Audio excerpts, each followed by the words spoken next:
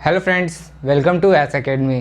Friends, पिछले lecture में हम लोगों ने एटॉमिक स्ट्रक्चर स्टार्ट किया था और लेक्चर 1 में पढ़ा था introduction and different atomic models. और आज है लेक्चर 2। आज हम लोग पढ़ेंगे atomic number, mass number and different terms, जो आइसोटोप, आइसोबार्स जो होते हैं उनके बारे में। तो चलिए इस वीडियो को शुरू।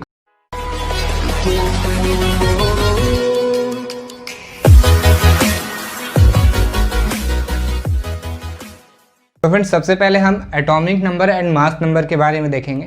तो देखिए, सबसे पहले हम स्टार्ट करते हैं एटॉमिक नंबर। तो देखिए, एटॉमिक नंबर को है हम लोग जेड से डिनोट करते हैं, ठीक है, जेड से डिनोट करते हैं, ठीक है। देखिए, जो number of protons present in the nucleus is called as atomic number of the element, ठीक है। देखिए, क्या होता है, एटॉमिक नंबर जो होता है वो नंबर ऑफ प्रोटॉन्स ही होता है बेसिकली, ठीक है।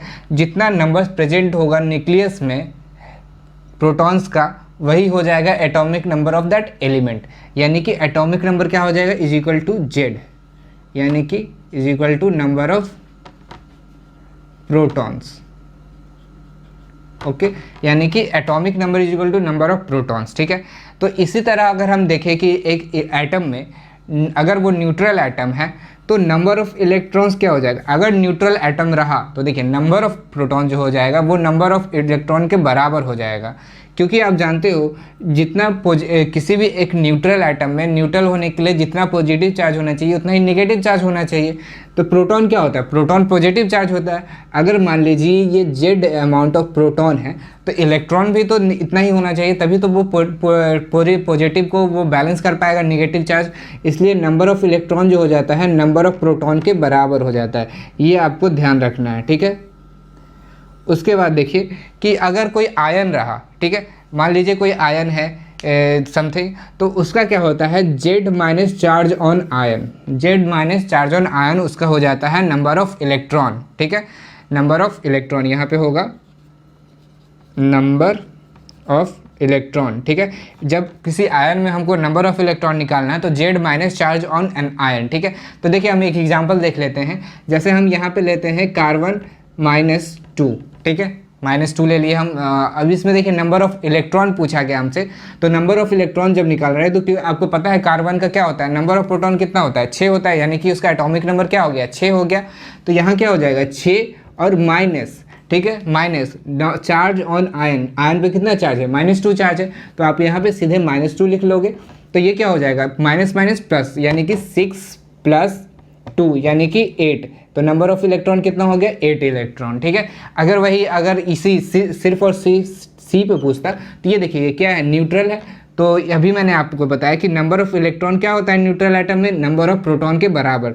तो नंबर ऑफ प्रोटॉन कितना होता है कार्बन में, 6, क्योंकि एटॉमिक नंबर भी 6 होता है। तो ये हो गया 6, ठीक है, number of electron is equal to, ठीक है। तो बस इसी तरह से आपको बताना था कि ये नंबर ऑफ इलेक्ट्रॉन और नंबर ऑफ प्रोटॉन का रिलेशन क्या होता है एटॉमिक नंबर में। अब हम आगे देखते हैं मास नंबर, तब तक आप इसको नोट कर लीजिए। तो फ्रेंड्स, अब हम देखते हैं कि मास नंबर क्या होता है, ठीक है। तो देखिए, मास नंबर क्या होता है, the sum of number of neutrons and protons is called the mass number. मतलब क्या हुआ कि किसी न्यूक्लियस, किसी एटम में कितना नंबर ऑफ न्यूट्रॉन्स है प्लस कितना नंबर ऑफ प्रोटॉन्स है, दोनों का नंबर जब हम ऐड कर देते हैं उसी को हम लोग कहते हैं मास नंबर। और आपने पिछले लेक्चर में देखा होगा कि number of neutrons plus number of protons को हम लोग क्या कहते थे, न्यूक्लियॉन्स। तो यानी कि बेसिकली मास नंबर हम लोग कह सकते हैं कि नंबर ऑफ न्यूक्लियॉन्स ही होता है, ठीक है। देखिए, तो इसीलिए मास नंबर, हम लोग मास नंबर को कैपिटल ए से डिनोट करते हैं, ठीक है। तो mass number is equal to क्या हो जाता है, number of neutrons plus number of protons, ठीक है। अगर वही हमें निकालना हो कि नंबर ऑफ न्यूट्रॉन्स कितना होगा, तो number of neutrons is equal to हो जाता है A माइनस जेड, यानी कि mass number minus number of proton, या फिर इसको आप एटॉमिक नंबर, ठीक है। और देखिए, एक नोट आपको ध्यान रखना है कि A जो होता है, यानी कि मास नंबर जो होगा वो ऑलवेज जो होगा वो होल नंबर होगा हमेशा, ठीक है। ये A जो होगा हमेशा होल नंबर होगा। तो बस यही जानना था आपको इसमें कि जो मास नंबर जो होता है वो होता है number of neutrons plus number of protons. और हम लोग number of neutrons plus number of protons को क्या कहते थे, न्यूक्लियॉन्स। यानी कि mass number is equal to क्या हो गया, न्यूक्लियॉन्स, ठीक है। तो अगर हम लोग को निकालना है कि नंबर ऑफ न्यूट्रॉन्स कितना हो गया, तो हम लोग क्या करेंगे, सिंपली हम A से माइनस कर देंगे नंबर ऑफ प्रोटॉन्स को, और नंबर नंबर ऑफ प्रोटॉन्स क्या होता है ना, एटॉमिक नंबर के बराबर, तो यानी कि A माइनस जेड हो जाता है हमारा न्यूट्रॉन, ठीक है। और A जो होता है हमेशा होल नंबर होता है, ठीक है। तो बस यही था मास नंबर में, आप इसको नोट कर लीजिए। तो फ्रेंड्स देखिए अब हम देखेंगे एटम का रिप्रेजेंटेशन। देखिए सबसे पहले एटम में दो पार्ट होता है, एक तो न्यूक्लियस के अंदर और एक न्यूक्लियस के बाहर। इस तरह से हम लोग उसको दो पार्ट में डिवाइड कर लेते हैं, ठीक है। देखिए तो इनसाइड द न्यूक्लियस क्या होता है, न्यूट्रॉन्स एंड प्रोटॉन्स प्रेजेंट होते हैं, ठीक है। तो यहाँ पे क्या हो गया, inside the nucleus neutrons and proton, ठीक है। न्यूक्लियस के बाहर क्या प्रेजेंट होता है, इलेक्ट्रॉन प्रेजेंट होता है, क्योंकि न्यूक्लियस के अराउंड क्या होता है, इलेक्ट्रॉन रिवॉल्व करते रहता है। तो ये आउटसाइड द न्यूक्लियस इलेक्ट्रॉन। तो ये आपको ध्यान रखना है कि न्यूक्लियस के अंदर पूछे तो क्या प्रेजेंट होते हैं, न्यूक्लियस के बाहर पूछे तो क्या प्रेजेंट होता है, ठीक है।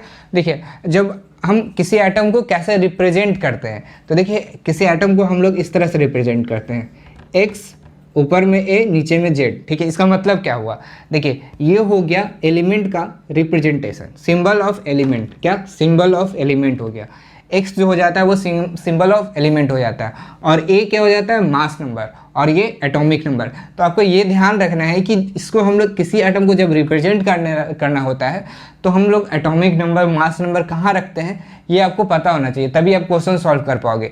क्योंकि आपको जो है क्वेश्चन दे दिया जाएगा ऐसे, और कोई एलिमेंट और यहाँ पे एटॉमिक नंबर, मास नंबर दिया रहेगा, बट उसमें लिखा नहीं रहेगा कि क्या है एटॉमिक नंबर क्या मास नंबर, बस यहाँ रिप्रेजेंट कर दिया जाएगा और लिख दिया जाएगा। तो आपको पता तो होना चाहिए ना कि एटॉमिक नंबर कौन सा है, मास नंबर कौन सा है। तो देखिए ये हो जाता है मास नंबर, ये हो जाता है एटॉमिक नंबर। तो आपको ध्यान रखना है कि ऊपर में दिया रहेगा मास नंबर, नीचे एटॉमिक नंबर, ठीक है। तो यही यहाँ पे लिखा हुआ है, एक्स जो हो गया सिंबल ऑफ एलिमेंट, ए हो गया मास नंबर एंड जेड हो गया एटॉमिक नंबर, ठीक है। तो इस तरह से आप किसी एटम को रिप्रेजेंट कर सकते हो कि उसमें कितने पार्ट होते हैं और उसमें कहाँ न्यूट्रॉन प्रेजेंट होते हैं, कहाँ प्रोटॉन प्रेजेंट होते हैं, कहाँ इलेक्ट्रॉन प्रेजेंट होते हैं, एटम को रिप्रेजेंट कैसे करते हैं। तो बस आप इसको नोट कर लीजिए और इसको ध्यान से समझ लीजिए। तो फ्रेंड्स देखिए अब हम नोट देखते हैं और कुछ एग्जाम्पल देखेंगे, ठीक है। तो देखिए सबसे पहला नोट क्या है कि mass number of atom is always a whole number. मैंने अभी आपको बताया कि मास नंबर जो होता है हमेशा होल नंबर होता है, बट यहाँ पे आपको क्या नोट करना है कि atomic weight may be in decimal, मतलब कोई भी एटम का वेट दे रहा है तो वो डेसिमल में हो सकता है, ठीक है। तो ये यहाँ पे ध्यान रखना है कि मास नंबर तो हमेशा क्या होता है, होल नंबर होता है, बट एटॉमिक वेट पूछे तो वो डेसिमल में हो सकता है, मे बी इन डेसिमल, ठीक है। देखिए अब यहाँ पे एग्जांपल दिया हुआ है और ये सब हमें दिए हुए एलिमेंट, और हमने क्या निकालना है, number of proton, number of electron and number of neutron, ठीक है। तो देखिए सबसे पहले क्या है, सोडियम है, तो सोडियम में नीचे 11 लिखा हुआ है, यानी कि 11 जो है वो क्या लिखा हुआ है, वो लिखा हुआ है एटॉमिक नंबर, ठीक है। और atomic number is equal to क्या होता है, नंबर ऑफ प्रोटॉन। तो देखिए 11 है तो नंबर ऑफ प्रोटॉन कितना हो गया, 11, यहाँ पे 11, ठीक है। अब देखिए यहाँ पे पॉजिटिव चार्ज है, तो मैंने आपको क्या बताया था कि नंबर ऑफ इलेक्ट्रॉन कैसे निकलता है, नंबर ऑफ इलेक्ट्रॉन जो है वो निकलता है जेड माइनस चार्ज, ठीक है। तो देखिए यहाँ क्या है, जेड कितना है 11, ठीक है, और माइनस चार्ज, तो माइनस कितना है 1 चार्ज प्लस 1, ठीक है। यानी कि कितना हो गया, नंबर ऑफ इलेक्ट्रॉन जो हो गया वो 10 हो गया, ठीक है। इस तरह से आप करोगे। और यहाँ पे हमें क्या पूछा, नंबर ऑफ न्यूट्रॉन। तो न्यूट्रॉन हम लोग कैसे निकालते थे, न्यूट्रॉन निकालते थे हम लोग number of mass number minus atomic number, यानी कि मास नंबर माइनस जेड, यानी कि ए माइनस जेड, ठीक है। तो ए कितना होता है सोडियम का, ए होता है 23, तो देखिए 23 माइनस 11, ये नंबर ऑफ प्रोटॉन कितना हो गया, नंबर ऑफ न्यूट्रॉन कितना हो गया 12, यानी कि 12 हो गया n।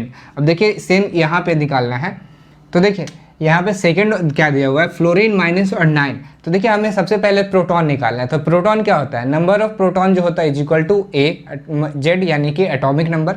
तो यहाँ एटॉमिक नंबर क्या दिया हुआ है 9, तो यहाँ क्या हो जाएगा, नंबर ऑफ प्रोटॉन 9, ठीक है। सेम इसी तरह यहाँ जैसे हम लोग ये निकाले थे, तो यहाँ हम लोग क्या कर सकते हैं, यहाँ हम लोग 9 माइनस 1, ठीक है। तो यानी हो जाएगा 10, तो नंबर ऑफ इलेक्ट्रॉन भी यहाँ 10 हो गया, ठीक है। अब जब नंबर ऑफ न्यूट्रॉन निकालना है तो हम लोग क्या करते हैं, जेड माइनस ए। तो देखिए इसका जेड कितना है, जेड माइनस ए, इसका जेड कितना होता है 19 होता है, ठीक है। तो 19 माइनस 9, तो यहाँ नंबर ऑफ न्यूट्रॉन भी क्या हो जाएगा 10, ठीक है। अब देखिए इस एग्जाम्पल में कार्बन दिया हुआ है और 6 और 12, यानी कि नंबर ऑफ प्रोटॉन हमसे पूछा गया, तो number of proton is equal to number of atomic number. तो देखिए एटॉमिक नंबर क्या हो गया यहाँ पे 6, तो नंबर ऑफ प्रोटॉन भी 6। देखिए, और ये क्या है, न्यूट्रल एटम है, तो न्यूट्रल एटम में हम लोग इलेक्ट्रॉन कैसे निकालते थे, जो नंबर ऑफ प्रोटॉन होता था वही नंबर ऑफ इलेक्ट्रॉन हो जाता था, क्योंकि दोनों इक्वल होता है। तो देखिए यहाँ पे क्या हो जाएगा, नंबर ऑफ इलेक्ट्रॉन 6। अब जब हमें नंबर ऑफ न्यूट्रॉन्स निकालना है तो नंबर ऑफ न्यूट्रॉन्स हम लोग कैसे निकालते थे, Z माइनस A। तो देखिए Z यहाँ पे कितना है, Z है 12 और -6, तो ये कितना हो जाएगा 6 यहाँ पे, ठीक है, यानी कि नंबर ऑफ न्यूट्रॉन भी हो गया 6। अब देखिए यहाँ पे जब हमें न्यूट्रल एटम है, ऑक्सीजन है 8 और 16, तब हमें यहाँ पूछा गया है number of proton, electron and neutron. तो देखिए यहाँ पे नंबर ऑफ प्रोटॉन कितना हो गया 8, क्योंकि एटॉमिक नंबर के बराबर होता है, ठीक है। और जब ये न्यूट्रल एटम है तो नंबर ऑफ प्रोटॉन के बराबर क्या हो जाएगा, नंबर ऑफ इलेक्ट्रॉन, तो ये भी सेम 8। अब नंबर ऑफ न्यूट्रॉन्स निकालना है तो हम लोग क्या निकालते हैं, Z माइनस A, यानी 16 माइनस 8, 16 माइनस 8 कितना हो जाएगा, 16 माइनस 8, यानी कि ये 8 हो जाएगा, ठीक है। तो इस तरह से आप इस चीज़ों को सॉल्व करोगे और इसको आप नोट कर लो और इसको खुद से आप एक बार सॉल्व करके देख लेना। और आप भी जो मैंने बुक बताया, अगर वो बुक आप सॉल्व कर रहे हो तो अगर उसमें आपको कोई प्रॉब्लम आ रहा है, आप सॉल्व कर रहे हो तो ज़रूर आप हमसे पूछिएगा हमारे व्हाट्सएप ग्रुप पे, हम उसका आंसर ज़रूर देंगे। तो आप इन सब को पढ़ने के बाद आप क्वेश्चन ज़रूर सॉल्व कीजिए। तो फ्रेंड्स आप देखिए, हम यहाँ पे देखेंगे सम इंपॉर्टेंट डेफिनेशंस, मतलब कुछ इंपॉर्टेंट डेफिनेशंस जो आपको पता होना चाहिए उनके बारे में, ठीक है। तो देखिए सबसे पहला टर्म है आइसोटोप्स, ठीक है। तो आइसोटोप्स हम किसको कहते हैं, सबसे पहले ये जान लेते हैं। तो देखिए, atoms of a given element which have the same atomic number but differ in mass number, मतलब वैसे एटम में को हम आइसोटोप कहेंगे जिसका क्या होगा, एटॉमिक नंबर जो है वो सेम होना चाहिए but different mass number different होना चाहिए, ठीक है। तो सिंपली हम यही कहते हैं कि atomic number same but differ in mass number, ठीक है, यानी कि the element which have the same atomic number but differ in the mass number, same atomic number different mass number, okay. जैसे एग्जांपल आप देख सकते हैं, कार्बन 6, 12, 6, 13, 6, 14, देखिए मास नंबर क्या है, डिफरेंट है सारे में, बट एटॉमिक नंबर सेम है, ठीक है। तो वैसे ही आप यहाँ सेकंड एग्जांपल में देख सकते हो, मास नंबर यहाँ डिफरेंट है, 16, 17, 18 है, ऑक्सीजन सेम एलिमेंट लिए है oxygen, but mass number different है और एटॉमिक नंबर क्या है, सेम है, ठीक है। देखिए एक नोट हम देखते हैं, isotopes have same number of protons.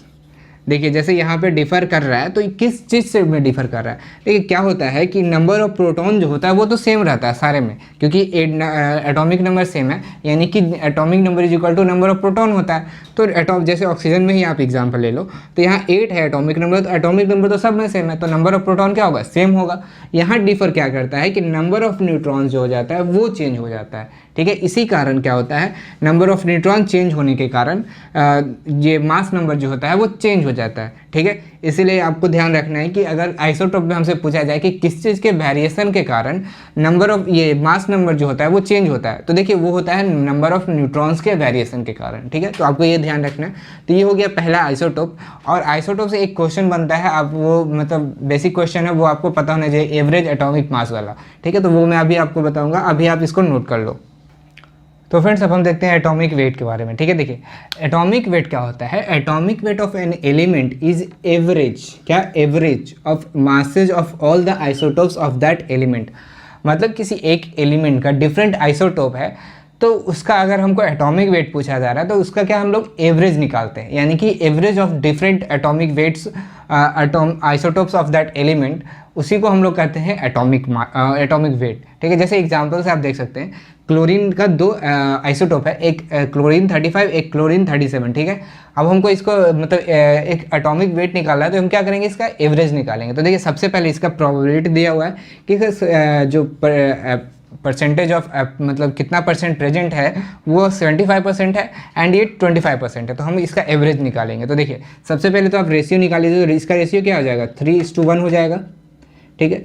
अब देखिए हम यहाँ पे एवरेज एटॉमिक मास निकालते हैं, एवरेज एटॉमिक मास, ठीक है। तो एवरेज एटॉमिक मास निकालने के लिए क्या हमको इसको एवरेज निकालना है, यानी कि परसेंटेज इसका मतलब जिस रेशियो में ये प्रेजेंट है इनटू इसका एटॉमिक वेट, यानी कि ये मास नंबर, ठीक है, यानी कि 3 × 35 प्लस 1 × 37 डिवाइडेड बाई ये टोटल रेशियो, तो 3 + 1, ठीक है। आप इसको सॉल्व कर लोगे, इसी तरह से इसका निकल जाएगा एवरेज एटॉमिक वेट, यानी कि आपका जब एटॉमिक वेट पूछा जाए तो सिर्फ सिंपली क्या करना है, परसेंटेज, आप ऐसे भी कर सकते हो, परसेंटेज इंटू 35, 25 इंटू 37, तो और डिवाइडेड बाय, जब यहाँ पे करोगे दोनों को ऐड करोगे, मतलब अगर रेशियो से कर रहे हो तो रेशियो से मल्टीप्लाई करोगे और रेशियो को ऐड करोगे नीचे। अगर आप परसेंटेज से डायरेक्टली कर रहे हो तो इसको परसेंटेज से करने के लिए यहाँ पे आप 75 into 35 plus 25 into 37 divided by 75 plus 25 ऐसे कर सकते हो, ठीक है। तो इस तरह से आप एवरेज एटॉमिक वेट निकाल लोगे। तो बस यही था, और इसको आप ध्यान रखना क्योंकि इससे क्वेश्चंस आते हैं, तो आप इसको देख लो और मैं आगे आपको भी बताता हूँ। तो फ्रेंड्स अब हम देखते हैं सेकंड टर्म। देखिए सेकंड टर्म क्या है, आइसोबार्स। क्या है, आइसोबार्स। देखिए आइसोबार्स क्या होता है, एटम्स ऑफ डिफरेंट एलिमेंट, क्या डिफरेंट एलिमेंट, ठीक है, have the same mass number but different atomic number. मतलब यहाँ पे क्या कहना होगा कि दो डिफरेंट एलिमेंट का एक एटम में का जो मास नंबर होगा वो सेम होगा बट डिफरेंट एटॉमिक नंबर होगा। एटॉमिक नंबर क्या होगा इसमें, डिफरेंट होगा एंड सेम मास नंबर होगा। जैसे आप यहाँ पे एग्जांपल देखिए, हाइड्रोजन है एंड हीलियम है, ठीक है, हाइड्रोजन एंड हीलियम है। तो देखिए जब हाइड्रोजन का क्या होता है 1 and 3 एंड हीलियम का हो गया 2 and 3, तो नंबर ऑफ प्रोटॉन कितना हो गया, इसमें हाइड्रोजन में हो गया 1, हीलियम में हो गया 2, इलेक्ट्रॉन भी 1 and 2, और न्यूट्रॉन क्या हो जाएगा 2 and 1। देखिए यहाँ पे क्या है, मास नंबर सेम है, डिफरेंट एलिमेंट है एंड डिफरेंट एटॉमिक नंबर है, तो इसको हम लोग कह देते हैं आइसोबार्स, ठीक है, आइसोबार्स। अब देखिए आइसोडाइफर्स क्या होता है, आइसोडाइफर्स किसको कहते हैं, एटम ऑफ डिफरेंट एलिमेंट, क्या डिफरेंट एलिमेंट, ठीक है, which have the same difference of number of neutrons and protons, ठीक है। देखिए दो डिफरेंट एलिमेंट्स का जिस एटम में, मतलब दो डिफरेंट एलिमेंट में जब अगर number of protons and minus number of neutrons, अगर दोनों का डिफरेंस अगर सेम होता है, उसी को हम लोग कहते हैं आइसोडाइफर्स, ठीक है। जैसे एग्जांपल से आप देख सकते हैं बोरॉन एंड कार्बन, ठीक है। देखिए बोरॉन में नंबर ऑफ प्रोटॉन कितना हो गया 5 और कार्बन में 6, नंबर ऑफ इलेक्ट्रॉन हो गया 5 and 6 and number of neutrons कितना हो गया 6 and 7, ठीक है, तो इतना तो हो गया, ठीक है। अब हमको आइसोडाइफर्स के लिए सबसे पहले हमको क्या करना होता है, number of proton and number of neutrons का डिफरेंस निकालना है। तो देखिए number of neutrons and protons का डिफरेंस यहाँ पे कितना हो गया, यहाँ 6 - 5 तो 1 हो जाएगा, और यहाँ 7 - 6 तो क्या हो जाएगा 1 हो जाएगा। तो इसी को हम लोग कहते हैं आइसोडाइफर्स, ठीक है। इन सब टर्म्स को आपको ध्यान रखना है ताकि आपको जब क्वेश्चन आए एग्जाम में तो आप इजीली सॉल्व कर सको, आपको तब पता होना चाहिए। और एग्जाम में डायरेक्टली पूछा जाता है कि कौन से दो एलिमेंट जो होंगे आइसोडाइफर्स होंगे, आइसो इलेक्ट्रॉनिक होंगे, आइसोबार्स होंगे, आइसोटोप्स होंगे, तो इन सबको आपको ध्यान रखना है, ठीक है। तो फ्रेंड्स अब यहाँ पे हम नेक्स्ट टर्म देखते हैं आइसोटोन्स, ठीक है। आइसोटोन्स क्या होता है, देखिए एटम्स ऑफ डिफरेंट एलिमेंट, क्या डिफरेंट एलिमेंट, ये आपको नोट रखना है, ठीक है, which have same number of neutrons, क्या है यहाँ पे सेम क्या होता है न्यूट्रॉन्स, मतलब डिफरेंट एलिमेंट्स के एटम के पास सेम नंबर ऑफ न्यूट्रॉन्स होता है, तो उसी को हम लोग कहते हैं आइसोटोन्स, ठीक है। तो देखिए जैसे एग्जांपल आप ले लीजिए, यहाँ पे हाइड्रोजन एंड हीलियम, ठीक है, हाइड्रोजन 1 3 एंड हीलियम 2 4, ठीक है। देखिए जब हाइड्रोजन के यहाँ प्रोटॉन कितना हो गया 1, यहाँ हीलियम का प्रोटॉन हो गया 2 एंड हाइड्रोजन का इलेक्ट्रॉन हो गया 1, हीलियम का हो गया 2। तो जब यहाँ पे हम लोग नंबर ऑफ न्यूट्रॉन्स निकालते हैं तो क्या करते हैं, proton number atomic mass number minus atomic number करते हैं। तो देखिए मास नंबर यहाँ क्या है 3 है और एटॉमिक नंबर 1, तो 3 - 1 क्या हो जाएगा 2, तो नंबर ऑफ न्यूट्रॉन्स 2 हो गया। यहाँ पे भी सेम करेंगे 4 - 2 यानी 2 हो गया, तो ये क्या हो जाएगा आइसोटोन्स, क्योंकि यहाँ पे नंबर ऑफ न्यूट्रॉन्स जो है वो सेम है, तो ये हो गया आइसोटोन्स, ठीक है। अब देखिए आइसोस्टर्स, यानी कि हमारा नेक्स्ट टर्म है आइसोस्टर्स, ठीक है। देखिए आइसोस्टर्स में क्या होता है, molecules which have same number of atoms and electrons, वैसे मॉलिक्यूल जिसमें number of atom and number of electron दोनों सेम हो, ठीक है। जैसे कि आप एग्जांपल यहाँ पे देख सकते हो, इसका एग्जांपल मैंने यहाँ पे लिखा है। एक एग्जांपल ले लेते हैं CO2 एंड N2O। तो देखिए इससे क्या होता है, इसमें आप देखो नंबर ऑफ एटम कितना है, इसमें सिंपली देखो आप कितना है, एक एटम कार्बन का है एंड 2 ऑक्सीजन का है, तो क्या हो गया 1 + 2 = 3, ठीक है। आप यहाँ पे आप देखो N2O में दो क्या है, 2 नाइट्रोजन का है एंड 1 ऑक्सीजन का है, तो यहाँ पे भी क्या हो जाएगा 1 + 2 3, ठीक है। नंबर ऑफ एटम तो सेम है दोनों में। अब नंबर ऑफ इलेक्ट्रॉन देख लेते हैं। देखिए यहाँ पे क्या है, एक कार्बन है तो 6 और 2 ऑक्सीजन है तो 8 + 6 + 8 × 2, ये क्या हो गया 22 इलेक्ट्रॉन, ठीक है। अब देखिए इसमें N2O में क्या होगा 7 × 2 + 8, तो यह भी क्या हो गया 22 इलेक्ट्रॉन। तो ये क्या हो गया, ये हो गया हमारा आइसोस्टर्स, यानी कि नंबर ऑफ एटम भी सेम है, नंबर ऑफ इलेक्ट्रॉन भी सेम है, तो ये हो गया आइसोस्टर्स, ठीक है। तो इस तरह से आप इस सबको देखोगे। इसके बाद हम आगे देखते हैं, तब तक आप ये नोट कर लीजिए। तो फ्रेंड्स यहाँ पे हम नेक्स्ट हम देखते हैं आइसो इलेक्ट्रॉनिक स्पेसीज। ठीक है, आइसो इलेक्ट्रॉनिक स्पेसीज क्या होता है? देखिए, they are the atoms, molecules और आयंस, मतलब एटम, मॉलिक्यूल्स और आयंस कुछ भी हो सकता है, have same number of electrons, मतलब क्या, इलेक्ट्रॉन जो होना चाहिए वो सेम होना चाहिए, वही हो जाता है आइसो इलेक्ट्रॉनिक। जैसे कि आप एग्जाम्पल यहाँ पे देखो, क्लोरीन माइनस है एंड आर्गन है, तो क्लोरीन माइनस में कितना इलेक्ट्रॉन हो गया? 18 इलेक्ट्रॉन, क्योंकि इसका एटॉमिक नंबर क्या होता है, वो होता है 17। ठीक है, 17 होता है, तो न्यूट्रल स्टेट में क्या हो जाएगा? 17 इलेक्ट्रॉन। और उसके बाद जब एक इलेक्ट्रॉन और ऐड हो गया तो क्या हो गया? 18 इलेक्ट्रॉन। और आर्गन का तो होता ही 18 इलेक्ट्रॉन, तो ये हो गया क्या? 18। तो ये जो हो जाएगा, ये हो जाएगा आइसो इलेक्ट्रॉनिक। ठीक है, अब देखिए सेकंड एग्जांपल यहाँ पे है H2O NH3। H2O में कितना इलेक्ट्रॉन हो गया? 2 + 8, 10 इलेक्ट्रॉन। NH3 में 7 + 3, 10 इलेक्ट्रॉन। तो ये भी एग्जाम्पल हो गया आइसो इलेक्ट्रॉनिक का। तो आइसो इलेक्ट्रॉनिक सिंपली क्या हो गया? नंबर ऑफ इलेक्ट्रॉन सेम होना चाहिए, वो either it is ion, either it is molecule, atom, कुछ भी, बट नंबर ऑफ इलेक्ट्रॉन जो है वो सेम होना चाहिए। ठीक है, तो यही था। तो बस इस लेक्चर में मुझे यही सारी चीज़ें बतानी थी आपको, डिफरेंट टर्म्स एंड जो मैंने आपको बताया, atomic number, mass number, atom का रिप्रेजेंटेशन, बस यही सारी चीज़ें जो मुझे बताना था आपको। अब जो मेन टॉपिक है अब वो हम लोग नेक्स्ट क्लास से स्टार्ट करेंगे, नेक्स्ट लेक्चर से। नेक्स्ट लेक्चर में हम लोग EM waves and Planck's quantum theory देखेंगे। ठीक है, तो बस यही था। अगर ये वीडियो आपको अच्छा लगा तो इस वीडियो को लाइक कीजिए, अपने दोस्तों के साथ शेयर कीजिए, और अगर आप हमारे चैनल पर न्यू हैं तो हमारे चैनल को सब्सक्राइब कर लीजिए।